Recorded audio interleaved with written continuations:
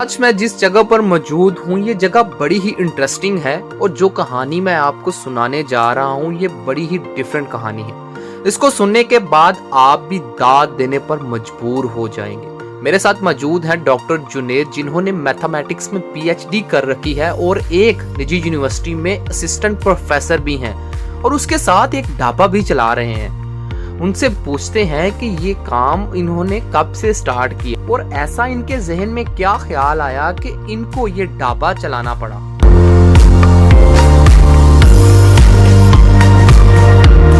अस्सलाम वालेकुम डॉक्टर साहब। जी वालेकुम सलाम। डॉक्टर साहब, सबसे पहले तो आपका बहुत शुक्रिया कि आपने हमें टाइम दिया। डॉक्टर साहब, ऐसी क्या वजह बनी कि आपने ये कारोबार स्टार्ट किया और कब से स्टार्ट किया हो आपने? ये लास्ट ईयर हमने स्टार्ट किया था और तो मकसद इसका ये था कि उन दिनों में कोविड की वजह से ना काफ़ी सिचुएशन ख़राब थी। तो हमारे एक दोस्त थे, उनका जॉब का इशू था, तो हमने ये सोचा कि कुछ ना ऐसा काम किया जाए कि जिसमें कुछ लोगों को रोज़गार मिले। तो उसमें एक तो कॉन्सेप्ट था कि एकेडमी बना ली जाए, लेकिन कोविड की वजह से बच्चे नहीं आ सकते थे। तो एक ये था कि मैंने पीएचडी के बाद मेरा ये ज़हन था कि हम कुछ खाने पीने की चीज़ें जो है ना वो बनाएं। उसमें दो ऑब्जेक्टिव थे। नंबर वन कि हम जितना भी बाज़ार में जाते हैं खाना वगैरह खाते हैं, उसमें ज़्यादातर प्रॉब्लम ये आता है कि हम अपनी पैसे भी देते हैं, सेहत भी डाउन कर बैठते हैं। तो उसमें मैंने कहा था कि हम एक ऐसी रेसिपीज़ ले आएँ कि जो बिल्कुल हाइजेनिक हो, बेहतरीन उसमें चीज़ें हों, ताकि लोगों को खाने के साथ सेहत भी मिले। अब मुझसे लोग यहाँ पूछते हैं कि जायका है, मैंने कहा जायका तो हम बाद में सोचते हैं, पहले हम कहते हैं सेहत है इसमें।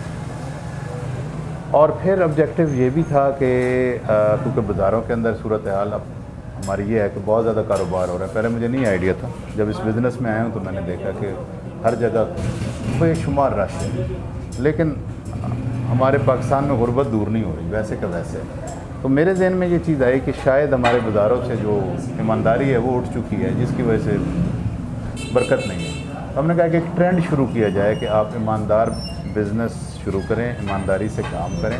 जो हमारे इस्लामी असूल तिजारत है उनको वापस ले आएँ बाज़ारों में, और जब आप ले आएंगे तो अल्लाह का फजल हो जाएगा। बड़ी सिंपल सी इक्वेशन है, इसमें कोई इतनी वो नहीं है कि अगर आप, और जो लोग कहते हैं ना कि जी बेईमानी नहीं करोगे तो कारोबार कामयाब नहीं होगा, उनके मुकाबले में अब ये है कि आप ईमानदारी करोगे तो कारोबार और ज़्यादा कामयाब होगा। तो ये ज़हन में था। तो डॉक्टर साहब, जब आपने ये सेटअप लिया, सबसे पहले तो आपने ढाबा का नाम दिया इसको, तो कुछ दोस्त और कुछ रिश्तेदार तो ऐसे होंगे जिन्होंने आपकी हौसला शिकनी की होगी।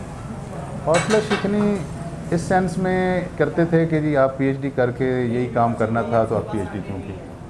तो मैं उन्हें कहता था कि पीएचडी भी एक मिशन था, वो मैं चाहता था कि सबसे ज़्यादा हायर एजुकेशन लूँ पाकिस्तान में रहते हुए, वो मैंने किया। उसके बाद मेरा मिशन था कि बस अब वो तो हो गया, अब कोई ऐसा काम किया जाए कि अब वो गुफ्तार के गाजी ना रहें, आप आएँ ज़रा अमली तौर पर। और अमली तौर पे जब यहाँ पे आए हूँ तो बाज़ार ने बहुत कुछ सिखाया है।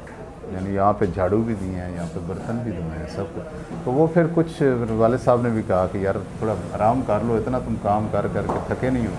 तो मैंने कहा जी कि अब जो है कि अब देखें, आप एक चीज़ है, आप यहाँ पे हैं, आपके साथ बहुत सारे लोग अटैच हैं, आप यहाँ से वहाँ चले जाते हैं, वो लोग उधर ही रहते हैं, आपने कोई कमाल नहीं किया।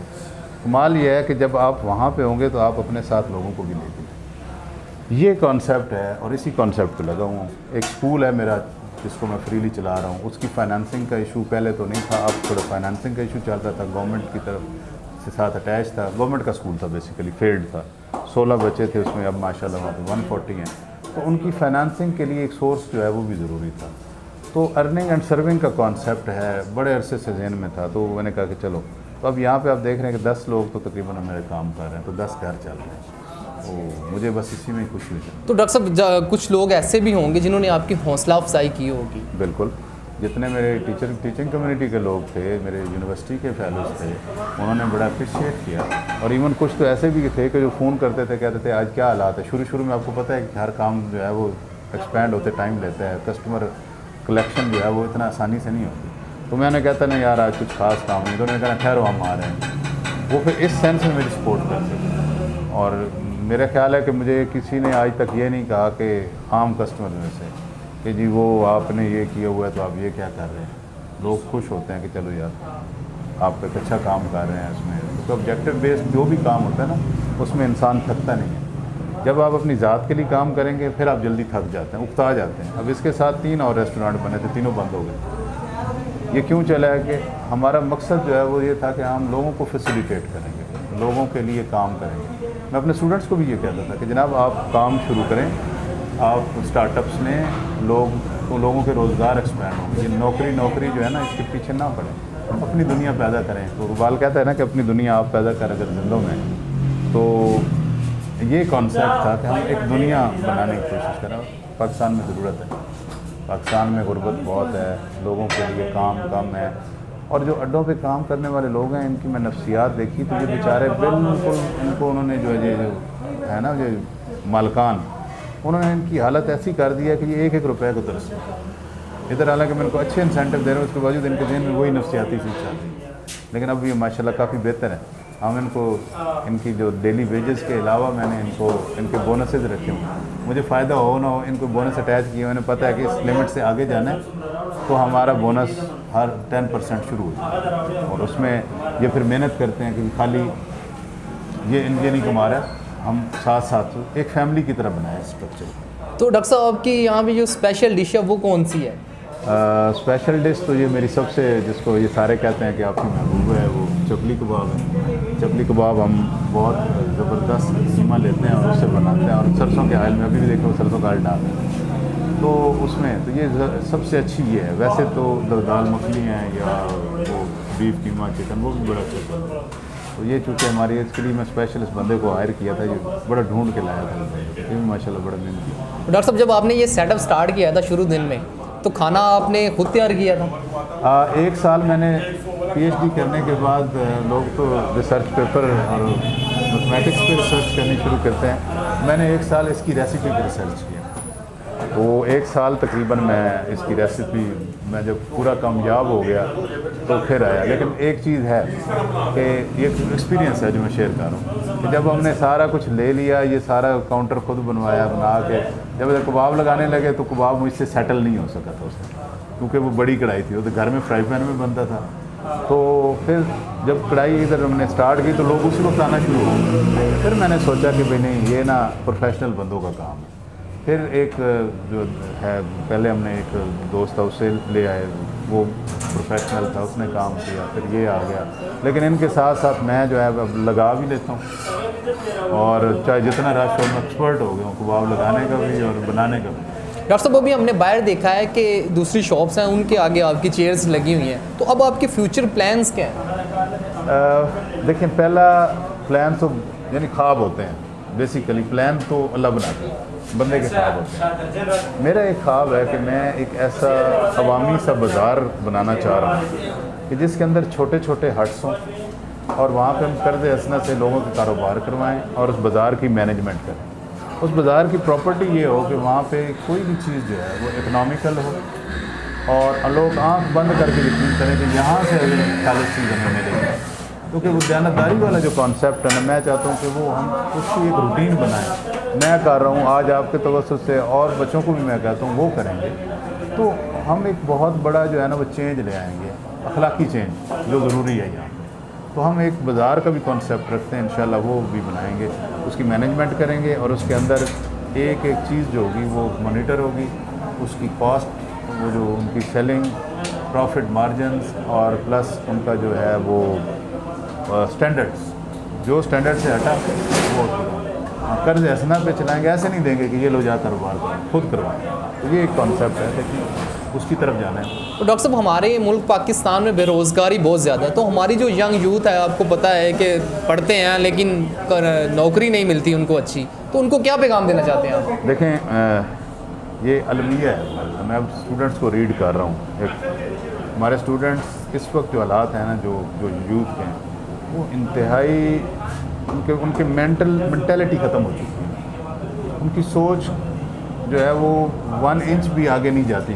वो सोचते नहीं, वो सिवाय इसके कि हम पढ़ लेंगे, हमें नौकरी मिल जाए। देखें, आप किसी के लिए मेहनत करते हैं और एक आप अपने लिए मेहनत करें। अगर वही मेहनत आप अपने लिए करें तो आप एक स्टार्टअप ले सकते हैं। अब आप स्टार्ट लेंगे, मैंने आपको बताया कि एक बंदा था, फिर 2 हुए, फिर अब 10 लोगों का 10 घर चल रहे हैं ऐसे एक सेकंड। मेरा ख्याल है कि हिम्मत करनी चाहिए, और मैंने जैसे कहा था कि ईमानदारी रखें, ईमानदारी का परचम आपके हाथ में आना चाहिए, सच्चाई का परचम होना चाहिए। हम लोग बहुत दूर हो गए हैं उन चीज़ों से, और जितना हम दूर होते जाते हैं तो मुझे यानी ऐसे फील होता है कि अब वापस ऊपर आने का, क्योंकि मैथमेटिक्स में एक चीज़ देखते हैं कि जब आप स्लोप डाउनवर्ड आ रही हो ना तो एक ख़ास हद तक आप आते हैं, फिर उसके बाद अपवर्ड सफ़र शुरू होगा।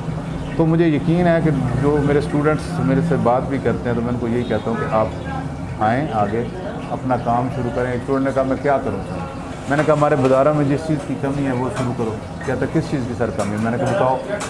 कहता सर फलां चीज़ की। मैंने कहा सिर्फ ईमानदारी की कमी है।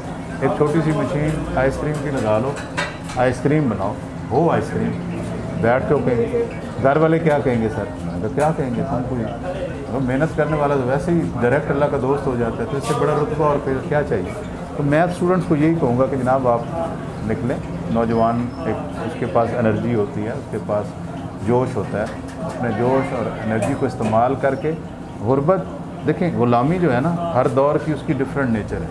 आज के दौर की ग़ुलामी है फाइनेंशियल। आप किसी की फाइनेंस, ये बेचारे जो अड्डों पे काम कर रहे हैं बड़ा मजबूर है, मुझे पता है कि ये कई लाख उन्होंने उधार लिए होते हैं, फिर भी 5-5, 4-4, 100 दिहाड़ी पे काम कर रहे होते हैं।